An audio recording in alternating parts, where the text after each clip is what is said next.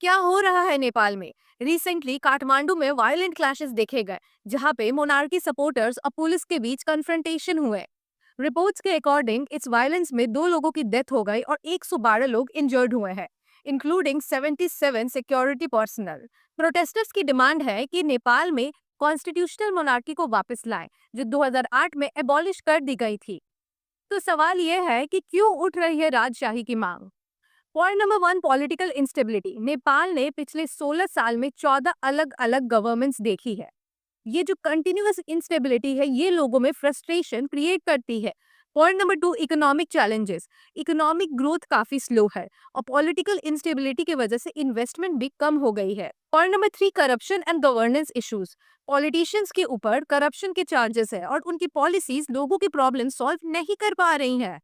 Point number 4, nostalgia for stability. कई लोगों को लगता है कि मोनार्की के टाइम पर पॉलिटिकल स्टेबिलिटी ज्यादा अच्छी थी। कि हमारे भारत के पड़ोसी देशों में ये जो ऐसे इश्यूज हो रहे हैं, ये जो पॉलिटिकल इंस्टेबिलिटी बनी हुई है, तो इससे आपके मन में भी सवाल आ रहे होंगे कि ये सारी चीजें हो क्यों रही हैं। बांग्लादेश, श्रीलंका और अब नेपाल, भारत के नेबरिंग कंट्रीज में ऐसी पॉलिटिकल इंस्टेबिलिटी देखने को मिल रही है। तो इसके पीछे कई कारण हैं, चलिए जानने की कोशिश करते हैं। पहला पॉइंट है weak democratic institutions. Many south Asian countries की डेमोक्रेटिक इंस्टीट्यूशन वीक है। पॉलिटिकल लीडर्स अपनी पावर कंसोलिडेट करना चाहते हैं, जिससे अथॉरिटेरियन टेंडेंसीज बढ़ जाती हैं। सेकेंड पॉइंट है इकोनॉमिक डिसकंटेंट। जॉबलेसनेस, इन्फ्लेशन और इकोनॉमिक डिस्पैरिटी की वजह से लोग डिससेटिस्फाइड है।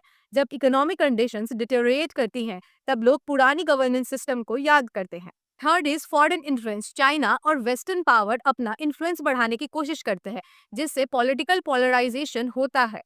Ethnic and regional divides. Many countries in the region face ethnic and regional divides, जिसमें external forces भी interfere करती हैं। Public distrust in government. Poor governance और corruption के चलते public का government institutions पर trust कम होता है और लोग protest और agitations की तरफ झुकते हैं।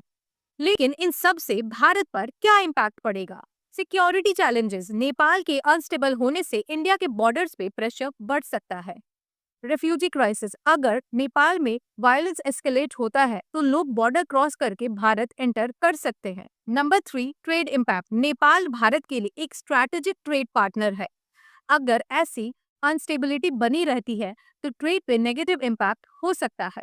नेपाल और भारत के बीच कल्चरल और हिस्टोरिकल टाइज है, तो नेपाल में स्टेबिलिटी सिर्फ नेपाल के लिए ही नहीं, पूरे साउथ एशिया के लिए बेनिफिशियल होगी।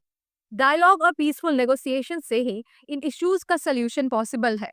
अगर आपको यह वीडियो इंफॉर्मेटिव लगी तो लाइक, शेयर और कमेंट करना ना भूलें और ऐसे ही जियोपॉलिटिकल इश्यूज को समझने के लिए चैनल को सब्सक्राइब करें।